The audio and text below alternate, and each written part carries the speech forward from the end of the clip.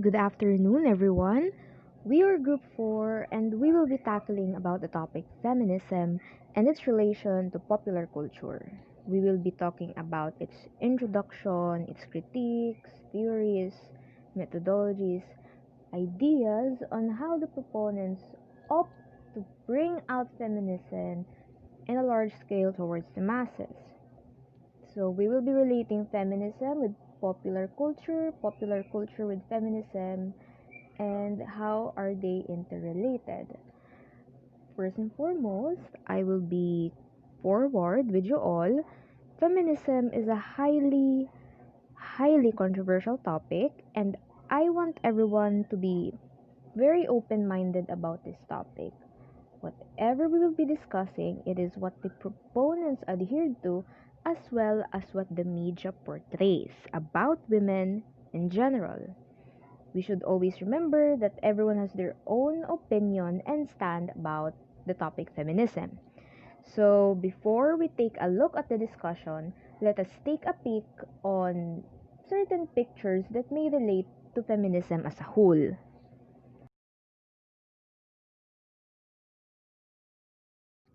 So for now, I will just be tackling the overview as well as your introduction and some brief history about feminism as a whole. So mamaya na tayo mag-discuss ng mga in-depth na topics such as in critiques, ideologies, and as well as yung mga arguments ng feminism na topic. So, ayun na, I have 5 pictures laid out in front of you. In the first picture, if some doesn't know, it is a menstrual cup. And we don't usually see menstrual cups in the Philippines because we commonly use napkins and sanitary pads. And maybe it came to the mindset na the Filipinos are a very religious na country, di ba? Christianity. And yun na nga, unlike yung mga sanitary pads natin na ididikit lang siya sa underwear, and tampons and as well as menstrual cups need to be inserted. So it is same man lang ang use nila for monthly periods pero iba ang paggamit sa kanila. And since Filipinos are a very religious country and itong dalawa na tampons and as well as menstrual cups need to be inserted, papasok dun yung mga mindset nila na when you have been inserted, hindi ka na virgin. 'Di ba? Ayan yung mga mindset ng mga Filipinos. There are some. And there are some naman na siguro hindi sanay kasi makakita ka ng ganyan and syempre it's a new siya na gagamit ng menstrual cups and tampons, natatakot sila kasi unang-una baka masakit kasi hindi sila sanay gumamit. Unlike naman sa other countries na such as America, usually mga tampons pag ang ginagamit nila and as well as menstrual cups. They don't usually use this sanitary na yung mga napkins natin na ginagamit ngayon. 'Di ba? But of course, there are different uses naman ng nitong mga products for na monthly period. So, of course, pag sa mga bikini na mga beauty pageants and yung bikini na mag-walk na ng runway, of course, syempre, gagamitin mo tampons. If you have, kung meron ka doon sa day na yon tampons or menstrual cups rather than yung mismong pad kasi baka makita yung pad, di ba? So, there are different beliefs about what we should be using in our monthly periods. Pero pare-parehas man lang ang usage nila, di ba? So, we are nurses, di ba? So, we should be very open-minded about menstruation as a topic. And not just us. Other people din. Other people should be also open-minded about this certain topic. But, other patriarchal societies aren't very open about this topic. Rather, it is considered as a taboo to even talk about monthly periods. For example, in some parts of India, pag sinabi mong meron ka, they will be treating you differently in a bad way. Hindi siya in a good way, but in a bad way. Maybe because nandun na rin yun sa mindset na what we excrete sa katawan natin is madumi. 'Di ba? Ihi, tae, ini-excrete natin yan. And also, menstrual periods baga. Nilalabas din natin siya. Monthly periods, nilalabas natin siya. But, it should not be treated as dirty. Rather, it should be treated as part of life. So ngayon, the question, how come we relate monthly periods to feminism? Yun nga, they say, once you get your period, you're already a woman. Diba? Babae ka na, nagdadalaga ka na, pwede ka na magka-jowa. Yun. So, bakit? Pag hindi ka dinatnan, hindi ka na babae. Hindi ka na pwede magka-jowa. Hindi ka na tunay na nagdadalaga pag hindi ka dinatnan. This is what the feminists are trying to adhere to. They do not want to treat menstruation as something nakakaiba. They want to treat menstruation as something normal. Ay na party siya ng life. Parang ganun siya ka-normal na hindi mo na siya kailangan lagyan ng label na dinatnan ka, babae ka na, dinatnan ka, pwede ka na magjowa, dinatnan ka, nagdadalaga ka na, babae ka na, di ba? Yun yung usually bagang sinasabi ng mga tao pag dinatnan natin yung mga sinasabi yung mga first menarche, di ba? First menstrual period natin. So, kahit hindi ka datnan, it doesn't make you any less of a woman or a human being than you already are. Yun na. Kasi parang ang mindset, for propagation tayo. Kung ganun ang sinasabi. Diba? Yun nga, kung ayaw mo mag-asawa, kung ayaw mo magkaanak, kung hindi kayo binayayaan ng asawa mo, ng anak, it doesn't make you any less of a human being or a woman or a person. It really doesn't. So, dito naman sa patriarchy, so we will be defining some terms. So, according to sources, patriarchy is a social system in which men hold primary power and predominate in roles of political leadership, moral authority, social privilege, and control of property. So basically, in a short term, men are the ones leading.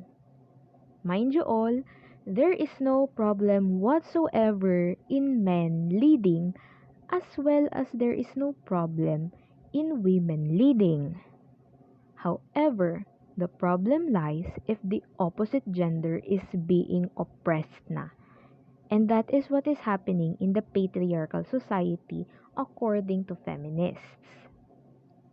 Yun na nga. So, yun na. Also, the feminists adhere to the promotion of body positivity as well as yung women empowerment. We are human beings. And we all have different varieties in personality. Hindi mo yun makokontrol sa tao, ang personality niya. So, sometimes kasi, the media portrays women as yung mahinhin, yung quiet, yung hindi masyado palaimik, ganun. And, yung minsan din yung men, dapat matika siya, malakas, na nagpapakalalaki, yung ganun. And, pag naka-encounter ka ng opposite na personality, magugulat ka. Nakita mo yung babae na, ay very empowered yung babae, very opinionated siya, prangka. Magugulat ka kasi that is not what you are used to. Yung hindi siya yung pinakain sa'yo. Rather, kakaiba siya. She's different. As well as men. Nakakita ka ng men na medyo tahimik, Hindi siya masyadong palainik or hindi masyado medyo maboka, 'di ba? Hindi masyado. Magugulat ka rin kasi that is not what the media portrayed. So, we are human beings and we have different personalities. Hindi na natin yun hawak. 'Di ba? Women as men, can be strong. Women as men can be assertive. Women as men can be empowered. And men as women can also be quiet. Men as women can also be timid. 'Di ba? We have this certain na parang sinusunod na kung ano dapat ang men and women, and we should not be following that. That is what the feminists are. Yun ang mga sinasabi ng mga feminists. There is this common misconception that feminists are reverse sexists. So meaning, parang anti-male sila. When you say feminist daw, it's anti-male. But that is quite possibly far from the truth. However, unlike male sexists who oppress women, feminists do not seek to oppress men. Rather, they seek equal compensation, opportunities, and treatment for both genders. Yung term na feminism, ang minimin niya is belief in the political, economic, and cultural equality ng women. They're not seeking to oppress men, but rather they are seeking for equality na mapunta sa kanila. They seek to achieve equal treatment and opportunity sa mga babae at sa mga lalaki in order to achieve similar opportunities across different fields of work and culture and equal respect in a variety of roles. Basically, ang goal ng feminism is to create a non-discrimination which is essential for creating equality to ensure that no one is denied their rights due to factors kahit na mag-race yan, or gender, language, religion, orientation, yung mga, kung ano man ang mga beliefs dyan. The feminists seek non-discrimination for those who have different beliefs than them, and as well as to those people na nade-deny yung rights. So now, let's dive into the brief history of feminism. So the term feminism first appeared in 1870 in France. Galing siya sa word na feminisme, and noong 1882 naman, Hubertine Auclair, a French feminist, used the term feminista, meaning women's freedom. Doon na galing yung word na feminism and yung word na feminist. So, that was doon galing yung mga words. And the movement of, the actual movement of feminism began in the 1950s. However, women have been fighting for their rights ages pa ni Plato, Greek ages pa. Plato was actually an advocate for women back then. However, yung Roman senator nila noon na si Marcus Porcius Cato did not agree sa pagiging equal ng men and women. Kasi according to him, this is a quote from Marcus Porcius Cato, that as soon as they begin to be your equals, they will have become your superiors. Cato believed that women are capable of exceeding men. And natakot siya noon. That's why hindi siya nun agree sa equality ng men and women. So, we now dive into the three waves of feminism. So, yung first wave ng feminism happened in 1848. So, when women's right to vote was then approved. So, thanks to the abolitionists at that time, nag-proclaim sila ng sentiments. Kasi until 1848, women did not have the right to vote. Only men. So, ayun na nga. Thanks to the proclamation of the abolitionists, women had the right to vote na. And of course, World War II and women's work. Women were noticed in World War II because at that time, nandyan din yung Great Depression. And nung Great Depression, nawalan ng trabaho yung mga asawa, yung mga lalaki. And that is when the women stepped in to make a living din para sa pamilya nila. So, na-acknowledge sila nung World War II as well as nung Great Depression. And nagkaroon din ng Equal Pay Act noong 1963. So, back then din, hindi equal yung payment, yung sweldo ng men and women. So, noong 1963, nagkaroon ng law na maging equal na yung payment. So, we now dive into the second wave of feminism. What happened nung second wave ng feminism? So, this also happened in 1963. Nagkaroon ng Equal Rights Amendment as well as women's right to choose abortion. So, no, yun na yung sa second wave of feminism. And yung third wave is yung nangyayari na ngayon, is yung hashtag #MeToo movement and yung Women's March. So, anong pinaglalaban ngayon ng sa third wave ng feminism? So, ang pinaglalaban nila ngayon, yung mga feminists have pointed out yung mga prominent cases ng sexual assault and rape na nangyayari ngayon sa society natin. So, it is an emblematic work na kailangan nilang i-combat yung misogyny and as well as ma-ensure nila na women have equal rights pa rin sa men. So, coin term misogyny. What is misogyny? Misogyny is the dislike for women. So, hindi lang talaga, ang misogyny, hindi lang siya mismong dislike na dislike sa women. Hindi mo lang siya randomly na madidislike ang women. Rather, misogyny, deeply rooted siya. Deeply rooted siya in our patriarchal society. Since we are living in the patriarchal society, when women are leading, nagkakaroon ng imbalance, kung baga sabihin imbalance, kaya nahi-hate or nadidislike ng men yung ibang women kasi nagiging mas empowered sila. Kasi hindi sanay ang men na ma-empower sila ng women sa iba na society. So, nagkakaroon ng misogyny, kaya nadidislike ng men ang women.